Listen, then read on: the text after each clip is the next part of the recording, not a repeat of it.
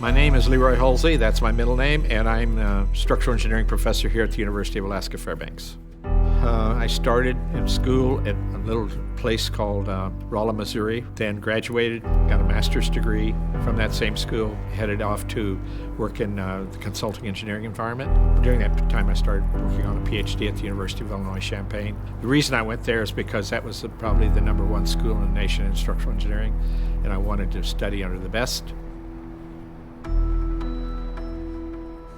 So I just want to come to you today and kind of share with you some exciting news here at UAF. We do have over $121 million building, and as part of that, we've got a high bay test facility. We can basically do airplane wings, 2-story buildings easily, shear walls, which is what we've got laying down there right now to do some testing on. We're going to be actually doing testing with undergraduate students instead of graduate students, which is pretty exciting if you stop and think about it, because they get a chance to do testing as part of the coursework, which you don't always get.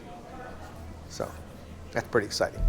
My favorite part of being a professor is to help a person become better than they are. Watching the light bulb come on and seeing the person realize, oh my gosh, I really understand this. Did you get your report in on your testing? After all the dwindling it down, there's still 4,500 data points. Wow. Good. Sounds exciting.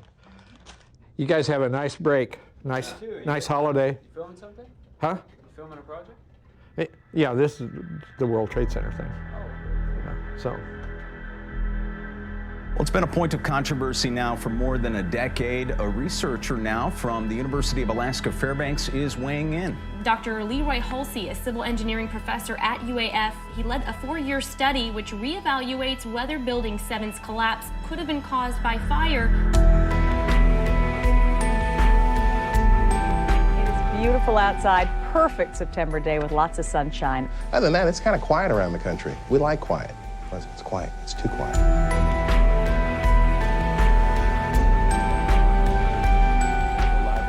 Show you a picture of the World Trade Center, where I understand, do we have it? Apparently, a plane has just crashed into the World Trade Center here in New York City. It happened Un avión chocó contra el World Trade Center de Nueva York, que sería una de las dos. I was living in Oakland, California, and I was involved in a little incident of crime in my own neighborhood at that morning. I had been awoken early, before dawn, by some activity in the street outside, and I looked outside and there were 3 individuals out there that were stripping the tires off of a vehicle. Shortly after that, a tow truck came to tow the car away, and the tow truck driver was an old friend of mine that I hadn't seen in years.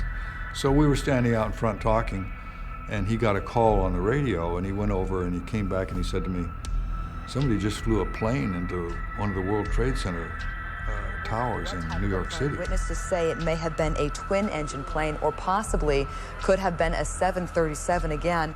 Those days we used to have television. I threw my television out the window. We don't watch the TV anymore. But so I saw the buildings sometime after 9 o'clock in the morning.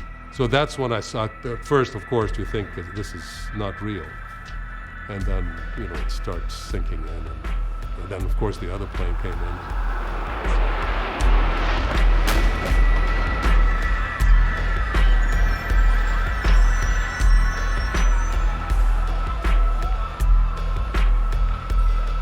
This is as close as we can get to the base of the World Trade Center. You can see the firemen assembled here, the police officers, FBI agents, and you can see the 2 towers. A huge explosion now raining debris on all of us. When the Twin Towers collapsed and we watched it on the television, I found it hard to believe. It was shocking. It just seemed impossible. I went inside, but I was preoccupied with all the events that had happened there in my neighborhood. I didn't really pay that much attention after that. I had major problems in my own circumstances that distracted me from really paying that much attention. Building 7, however, was a different story.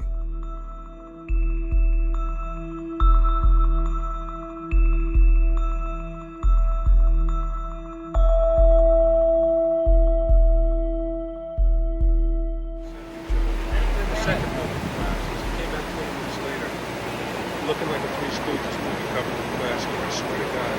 But he got a good thing, man. That's some good shit. Then we went back there. Whoa, whoa, whoa, whoa!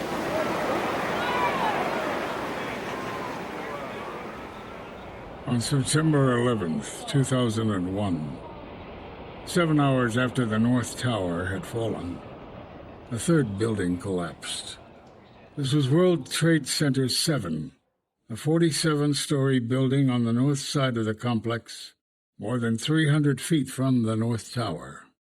After being subjected to small office fires on isolated floors, Building 7 fell straight down, symmetrically, in approximately 7 seconds.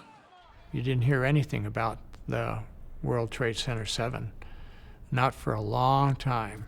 And we'd never experienced, prior to that day, a steel frame building collapsing due to fire.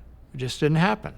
It piques your engineer's interest, I think, speaking as an engineer, even more than the Twin Towers, because it was more of a spontaneous failure, that there must be more of a structural, it wasn't hit by a plane, of course, must be more of a structural reason why that happened. Although the destruction of Building 7 was a structural anomaly that merited an exhaustive investigation, the debris was quickly shipped away from the site. You know, typically, let's say if you have an airplane disaster, you have the FAA and the investigators gathering every little piece of that plane and piecing it back together.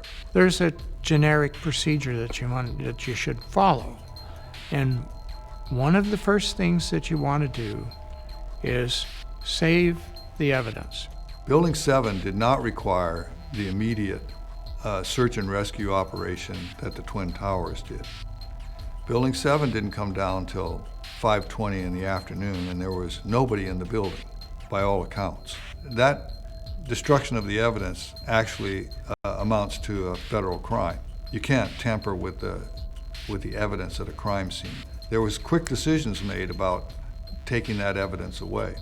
Building 7 was no ordinary office building. It housed offices of the Department of Defense, CIA, IRS, and Secret Service. It also held files related to numerous Wall Street investigations, many of which were not backed up elsewhere. Controversy started revolving around Building 7 and its collapse. People just need to look at the whole reason that we got into this fiasco, 9/11, and ask themselves, how did Building 7 out of that complex fall? They didn't answer many questions about why Building 7 fell in the way it did. Building 7 of the World Trade Center came down. It was never hit by an airplane. Santa Cruz, California. Good morning. FEMA claimed in its 2002 Building Performance Study Report the specifics of the fires in WTC 7 and how they caused the building to collapse remain unknown at this time. Building 7 is made up of welded structural steel frames on the outside. It's like a tube structure on the outside of the building, and there's an inside core that's also a tube structure. If you're pulling on, members failing on the inside, pulling in, it's not going to break apart. It's just going to bend and twist. There were no structural related shortcomings in the building, and I do know that the New York City codes are far more restrictive, particularly for high-rise buildings. And yet on 9/11, many claimed that Building 7 would collapse. This included members of the New York Fire Department. So we were setting up triage as close to the pile as possible, as on it in many cases. By noon or 1 o'clock, they told us we had to move from that triage site up to Pace University, a little further away, because Building 7 was going to come down or being brought down. Did they actually use the word brought down, and who was it that was telling you this? The fire department. They did use the word, we're going to have to bring it down. The news agencies had their say as well, with some even claiming Building 7 had collapsed before it had done so. We are getting information now that one of the other buildings, Building 7, in the World Trade Center complex is on fire and has either collapsed or is collapsing. Keep your eye on that building. It'll be coming down. The building is about to blow up. Jane, what more can you tell us about the Salomon Brothers building and its collapse? As you can see behind me, the Trade Center appears to be still burning. We see these huge clouds of smoke and ash. And This is it. That's the building coming down. Oh my God. Oh my God. Oh my God. No. No. What we've been fearing all afternoon has apparently happened. We were watching number 7 World Trade. Despite the rush to remove the debris from Building 7, a group of engineers from the Worcester Polytechnic Institute, volunteering for FEMA, managed to secure a single piece of steel from Building 7 for analysis. They were shocked to see that the steel resembled, in their words, Swiss cheese. The Journal of the Minerals, Metals, and Materials Society stated that there was evidence of a severe high-temperature corrosion attack on the steel. This strongly suggests that the temperatures in this region of the steel beam approached around 1,000 degrees Celsius, or 1,800 degrees Fahrenheit. FEMA's hypothesis was a liquid eutectic mixture containing primarily iron, oxygen, and sulfur formed during this hot corrosion attack on the steel.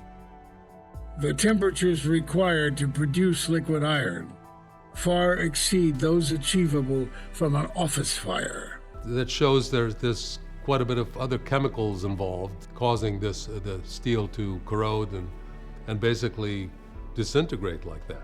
FEMA referred to these extreme temperatures as a very unusual event and pointed out that this same phenomenon was seen in samples from one of the Twin Towers. This might be related to the fact that Ground Zero became the site of the longest burning structural fire in history, with extremely high temperatures located specifically in the footprint of the Twin Towers and Building 7. The National Construction Safety Team Act was signed into law, tasking the National Institute of Standards and Technology, NIST, to investigate the collapse of World Trade Center 1, 2, and 7. In 2008, 3 years after its report on the collapse of the Twin Towers, NIST released its final report on the collapse of Building 7. This was a moment heavily anticipated by many, as Building 7 had been marred with controversy since it collapsed. The report would be, for all intents and purposes, the government's official story regarding what happened. Eventually, a girder on floor 13 lost its connection to a critical interior column. This began a cascading chain of failures of 8 additional floors. With the support of these floors gone, we now had column 79 unsupported over multiple floors, and it buckled, which initiated the fire-induced progressive collapse of the building. NIST's explanation for the collapse of Building 7 was thermal expansion, a new collapse phenomenon that it claimed to have discovered. NIST stated that a primary load-bearing girder attached to column 79 became dislodged from its column connections, causing a series of failures through columns 80 and 81, bringing the entire building down. According to NIST, even without the initial structural damage caused by debris impact from the collapse of WTC-1, WTC-7 would have collapsed from fires having the same characteristics as those experienced on September 11, 2001. Conspicuously absent from NIST's report is the corroded piece of steel from Building 7, despite FEMA having identified it as a key piece of evidence. The extreme temperatures responsible for the corrosive attack on the steel were magnitudes higher than the maximum temperatures estimated by NIST to have occurred inside Building 7. The New York Times referred to that piece of steel as perhaps the deepest mystery uncovered in the investigation. There's a reference often made to a piece of steel from Building 7, that there was no evidence that any of the residue in that piece of steel had any relationship to an undue fire event in the building or any other kind of incendiary device in the building. They seem to focus on a solution right from the very beginning and ignore all evidence that would have led them in any other direction. So that's bass backwards, as they say. My concern about the NIST reports is they ignored evidence, and it wasn't because they didn't know about it. And I see that sometimes in engineering, in the business, where your boss would tell you, focus on this. The way they modeled it was somewhat pushing the limit, putting it mildly. They got to a point where they did, NIST did a beautiful animation of the building, which looks like, and I keep repeating the same thing, it looks like it's crumpling like a beer can, as opposed to basically falling straight into its footprint. I never worked for NIST, but I was a resident engineer for the Army Corps of Engineers for a few years.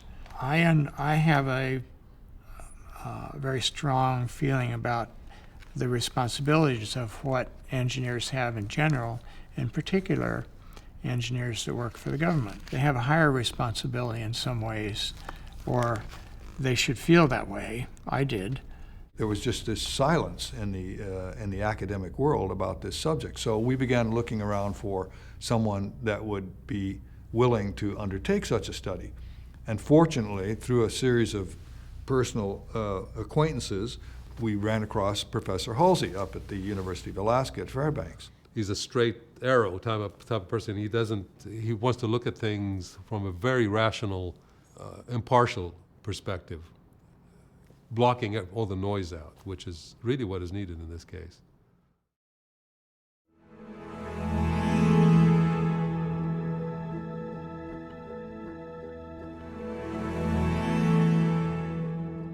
In 2015, Professor Halsey began his investigation into the collapse of Building 7, funded by Architects and Engineers for 9/11 Truth.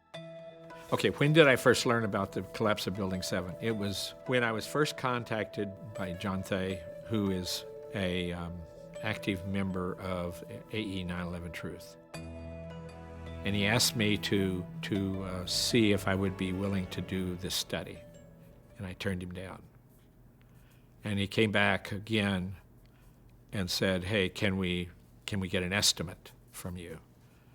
And I turned him down. Then he came back again, asked me again. I said, well, okay, I'll give you an estimate. That's when we basically got started.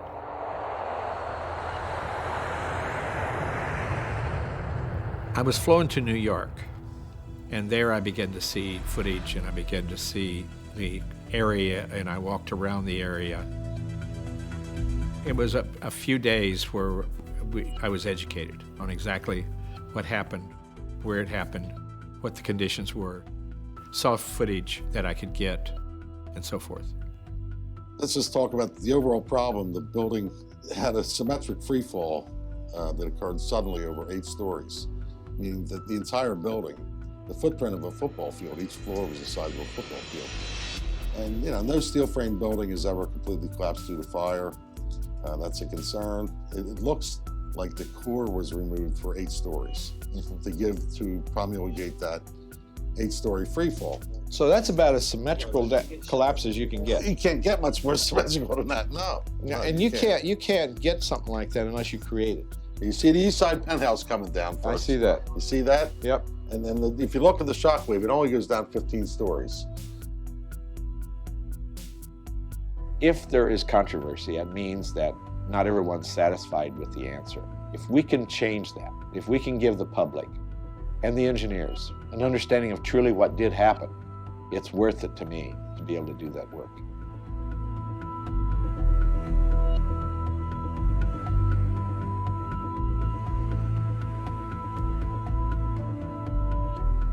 I don't develop first impressions. I can't afford first impressions. I develop material, and then from that I develop what I think are the conditions. I'm really kind of shocked. I mean, I knew this, but it makes no sense that you would not take the steel. I mean, we do it for planes. We do it for anything that breaks. This girder is A2000. It's designated A2001. Its shop drawing has never been released. Really? No. Why is that? That's a good question. I really do enjoy complications. And the more complicated, the more I enjoy it. When I first started, I had a couple of students that were really interested, and they spoke to their families and they chose not to work out it. They thought it was too risky. You know, it's a couple of students that had spent their lives thinking about this. So. For Halsey, who's in his 70s, and this happened like over 10 years ago now, but over 10 years ago when this happened, I was in 2nd grade, so I'm going to be living with the implications of this for a much longer time. I don't trust what's been said on either side fully, so that's why I'm really interested in the actual scientific reasoning behind all of it. If fire caused Building 7 to collapse, it would be the first ever induced collapse of a steel frame building, high-rise building due to fire. If you imagine these white lines right here are vertical, and you can see as you look at it that the structure is basically coming down as a straight line. It's amazing how straight it's dropping. So it kind of indicates there was no resistance to the drop. In December 2007, it was acknowledged in the advisory committee meeting of the NIST that the fires in WTC-7 were ordinary office fires and burned out in a given location in about 20 minutes. Basically, they said that fire caused expansion contraction of enough movement that the bearings that this girder sat on that supported that column moved off the bearing system and it caused the column to drop. We're creating a virtual building when we're going to simulate its behavior due to the conditions that we're going to give it. So that's the approach. I'm taking the worst condition, I'm going to look at the best condition. Right now I'm looking at the worst. And if I can't make it do what everybody else said it did with the worst, then it didn't happen. I've definitely seen the whole free fall that we were talking about. I mean, it's unsymmetrical, and then you take the one beam out and it just collapses in a complete straight parallel path, which is really fishy. There was a report on it, and then they said that the fire shouldn't have, it took it down, the fire took it down, but we don't know why it did. Like all the columns failed all at once. It didn't add up. So did the presentation change anything about how you felt about the World Trade Centers and World Trade Center 7? Yeah. It's my intention, quite frankly, to not have a point of view about what may have brought this building down. But I think what we can do is to eliminate those things that could not have happened. The difficulties we have in doing that is there's no data. They hold off all the steel, they hold all the concrete, they hold off all the materials. Professor Halsey recruited 2 PhD students to assist him in his study. My name is Feng Xiao, and I'm a PhD student of Dr. Halsey, and I'm now working on the World Trade Center 7 and investigations collapse reason. My name is Jilly Kwan. I'm a PhD student as well. I work with Dr. Halsey. He works as my advisor. My PhD dissertation will be about high-rise steel frame building under fire. So WTC 4, 5, and 6, they were basically 8- and 9-story buildings, steel buildings actually. Right. And those were built in 1970, about 14 years prior to WTC 7 being built.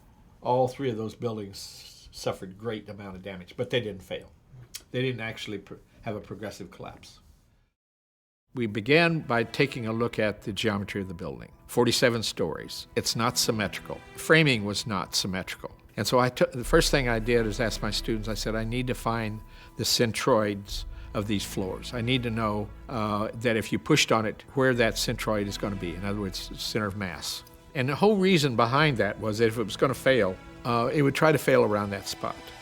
So we ended up with erection drawings, and then from the erection drawings, we put that into a 3D model in AutoCAD.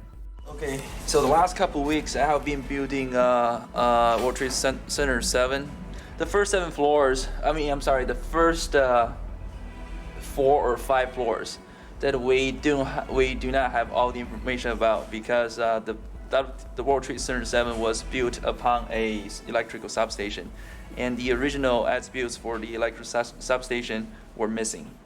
About a year ago or two, when they were both here, quite frankly, there was a couple guys that contacted them and asked them not to do any more studies with me because they felt the project was flawed and they shouldn't be doing any research. And they both came to me and they said, here's what the email that we got. And they said, we plan on continue working with you. And I found that kind of interesting. So I guess there's a group out there called Debunkers, and that was one of them. But they didn't email me. They didn't tell me about it. They only told the students. But the students felt like they were doing really good work. I wanted to ask Tony. Tony, you introduced me to this in New York. Are you still there, and do you have any comments? They're grasping the air that there was a little bit of fire. You're going to give them their temperatures, Leroy, and it's still not going to have a problem. Well, I think, at this point, I have chosen to assume there's no fireproofing anywhere. And if I can put that as a boundary and we don't have a problem, then all of a sudden that whole issue, that whole chapter by NIST is wrong. We know that. We then used 2 computer programs, Abacus, which is an extremely powerful program, highly sophisticated. I then had the other student also duplicating that with another computer program, and that was SAP 2000. From that, we looked at floor 12 and floor 13, as did NIST, and we began to examine the conditions on those floors. The NIST report basically said that the column 79, which is off-center, it's way off on the corner. I'll show it to you in a minute if you want to see it. It moved off the supports because of the expansion of the heat, and it couldn't stay on the bearings, and therefore it brought that whole building down. Our preliminary results is not finding that. We initially did not even go to looking at NIST. What I had to do was paint from a clear palette with nothing there and build the case of whatever happened from 0 influences. Pure science all the way. Now this has everything to do with the response under a fire situation. I'm not talking about the actual failure yet. I'm talking about, was there a possibility it could lead up to failure through these fundamentals that NIST looked at and said they could, I looked at and said they couldn't. There were also plates that were fastened to the to column 79, and those stiff plates would have blocked any movement of A2001 off that base plate. Coming back to the exterior walls, they fixed those instead of allowing them to be what they were, and so all the movement was to the west, according to them, and actually the movement was to the east. So that was a huge difference in behavior and response. There's at least a dozen things that are very seriously wrong with the NIST report. Steel has a very well-known coefficient of thermal expansion. You know that when you heat the beam so much, if it has a certain length, it's going to expand a certain amount. These things can be calculated very closely. Their calculations don't add up. That beam couldn't have expanded far enough to do what they said it did. So that's a very basic problem. Secondly, they said that beam that expanded and pushed this girder, A2001, off of its seat at column 79, which began this whole process. There's several things wrong with that scenario. They said that the flange of the girder moved so far past the seat at the column that the flange curled up, the girder then fell. Well, with the stiffener on there, the girder flange can't curl up. It's too stiff. So that's a problem. Then they ignored the fact that the girder itself was heated, and the girder would also expand along with the beam, and when the girder expands, it's caught behind the stiffener plates on the edge of the column, so it can't move past the edge of the seat.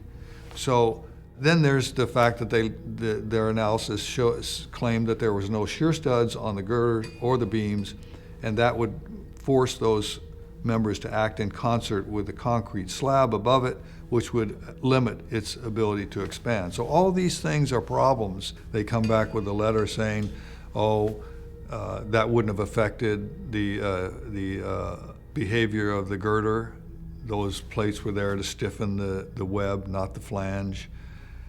They can't even get an engineer to sign that letter. They get somebody from the Public Relations Department to write back and respond in that manner, because no engineer would ever sign that kind of a statement. It's patently wrong. Nobody wants to be responsible for that, so they get somebody that doesn't even have expertise in the field that they're talking about to write a letter and give us that explanation. It's farcical. We're in an age now where transparency is kind of something that everybody is looking for. NIST comment that they won't release their details because of some risk to the public. So that's a problem for engineers. You have to find out what went wrong. In the case of Building 7, it's shrouded in mystery because the conditions which supposedly caused the failure aren't being released. They've been held under lock and key because the government claims that the release of that information would be a danger to public safety. Previously, they would have released it if it was asked in a different light, but just because, there's interest in actually doing a real study here. I think, I don't know, for whatever reason, maybe they're afraid to be discredited or whatever it is. So it's a defense mechanism, maybe. So you don't release information that discredits your study. And then the exact opposite with Halsey's report. It's a gigantic file. The system I have in my office isn't even big enough to handle it. And it's got everything. It's all there for anybody that wants to look at it. Why can't NIST do the same thing? I have no idea. That kind of gets to part of the reason I don't work for the Army Corps of Engineers anymore, too. What you're doing is incorrect. It's not right. You shouldn't be doing it that way. Shut up, Granger, and go back to your desk. The findings that we have got, we're very comfortable with. It's based on sound science. It's consistent with the observations. It's simple. It's straightforward. It's elegant, technical. It's understandable by people. And we looked at, as I said, all of the alternative theories that were presented.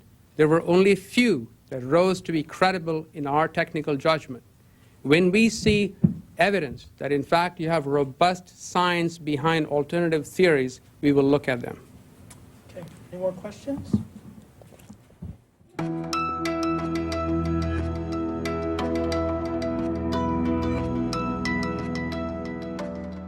The draft report of Professor Halsey's study was released for public comment in September 2019, 4 exhausting years later.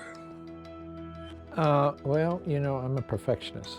I'm very satisfied with what we found. The thing that threw me for a loop is that I thought surely the progressive collapse and the collapse understanding would have been more clear. We spent almost a year on that issue alone. So that was a surprise to me. I didn't expect that to be the case. How much has changed between the draft report that we're scrolling through right now and what the final report will be? Hardly any. Really? Not much. A few little things here and there, but for the most part, it's not significant. So pretty pleased about that.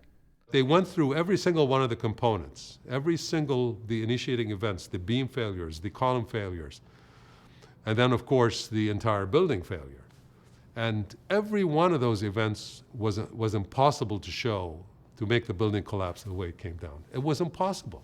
And he uncovered that if you do actually cause all these elements within the building to collapse, what's going to happen? The NIST model shows the building crumpling, as we had talked about. Going further there, what happens after that is that the building actually leans to one side and does not disintegrate and collapse into its footprint. There was no reason for anyone to think that World Trade Center 7, with the fires that were in it, was going to collapse at all. Now that we have the Halsey report, we know that every column in the building needed to fail almost simultaneously for the building to fall in the manner that it did. Professor Halsey's final conclusions regarding Building 7 are as follows. The principal conclusion of our study is that fire did not cause the collapse of WTC-7 on 9/11. Contrary to the conclusions of NIST and private engineering firms that studied the collapse. The secondary conclusion of our study is that the collapse of WTC-7 was a global failure involving the near simultaneous failure of every column in the building. The simultaneous failure of all core columns over 8 stories, followed 1.3 seconds later by the simultaneous failure of all exterior columns over 8 stories, produces almost exactly the behavior observed in videos of the collapse, whereas no other sequence of failures that we simulated produced the observed behavior. So what does that really tell you? It really tells you that all those interior columns came out at once. At once. The exteriors also, a few seconds later, came out at once, giving you free fall, which comes down, straight down. No thermal expansion, no girders walking off their seat. Sever the columns over 8 stories, and the building comes straight down. Our take-home message today is that the reason for the collapse of World Trade Center 7 is no longer a mystery.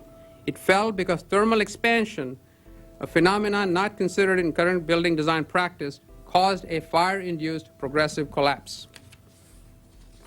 I feel good about what we did.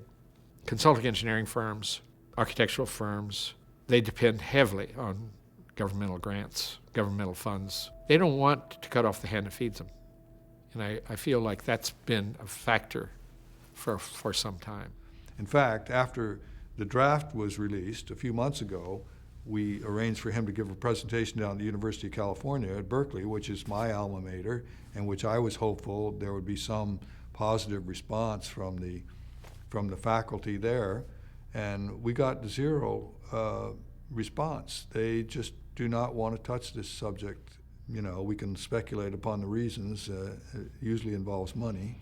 When they get beyond that and can share knowledge scientifically at the professional engineering level, you're going to see a big difference. And I'm pretty optimistic about that. Early on, I had a lot of conversations with peers. So I would ask, please take a look at this thing and tell me what you think. And the last person who actually responded gave me some feedback. He said, I agree with you, Kamal. Click. And that was it. The last time I heard from him. But I can understand. I mean, it's a tough thing to talk about, and it's a downer. It's a downer at parties. I can tell you that. If you want to shut down a conversation, this is what you start with. This is what you talk about. ASCE, the Journal of Engineering Mechanics, which is one of their publications, has been the publication that has justified the official story about how the towers came down.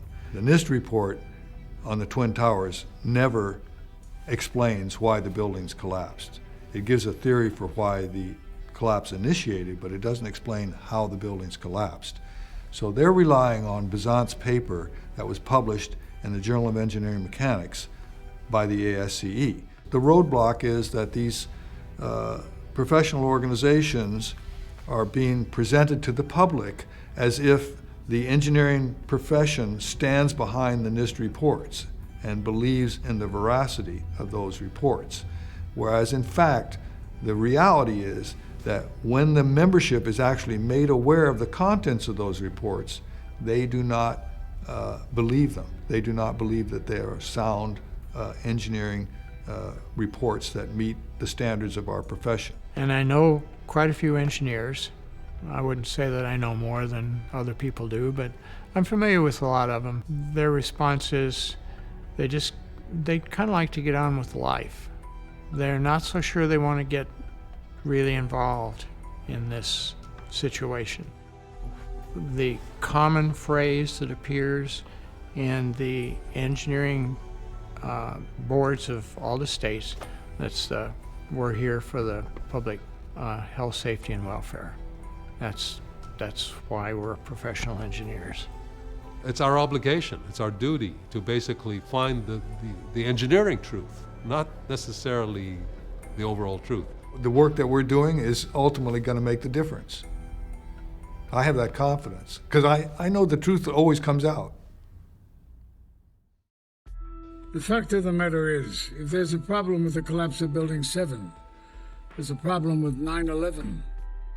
And considering that 9/11 has led to irreparable change to America's domestic and foreign policies, that's a very big problem. There is nobody that you can ask, where were they on 9/11? They can't tell you, right? So that tells us right there that 9/11 was a world-changing day, world-changing events. So many times I hear post 9/11, pre 9/11, everybody divides world history now from 9/11 before and 9/11 after. That's the reality of the world that we live in. We all know that the world changed profoundly on 9/11, and it's all built upon this premise. And the fact that it could be a different story, I think it's hard for people to face that. Like the story says, I mean, what are you going to tell your granddaughter? That you did nothing? I mean, I hate to see the planet destroyed, people's livelihoods getting destroyed overseas, and I mean, it's just very disturbing. We got to stop this craziness, this insanity. You know, that's why I don't subscribe to any of the media anymore, just Zippo. I'd like to see a world where we weren't constantly at war, living in fear, a world where there is more resources devoted to actually developing the potential of the coming up generation, having to tolerate a government that feels the need to have surveillance of all of our activities, our personal conversations, and everything that we do. The only difficult thing about change is change itself. Some people don't want to do that. They're afraid to do that. They don't want to open that door. They're willing to go in and out the other door that they've used for years and years, and it works fine. I don't know what's behind that door, and I don't want to go there. That door that you've been using, it works fine. The hinges don't squeak, and the latch works. What more can you ask? I'm worried. I'm worried about this country right now. We just seem to be doing a lot of yelling and screaming and no hearing, no listening. Maybe some hearing, but no listening. So are we in a post 9/11? Yes, we are. Does that mean just that is a problem? I think it's bigger than that. I just don't know where we are right now. It's a bit troublesome. Is that the question you're asking?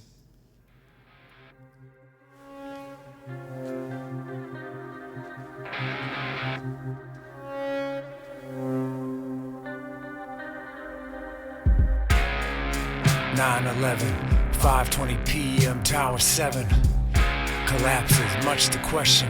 NIST report faulty, needs correction. Lies used as weapons against facts, pure deception. The truth is the truth, there's no neglecting, detecting a cover up. What's the connection? 7.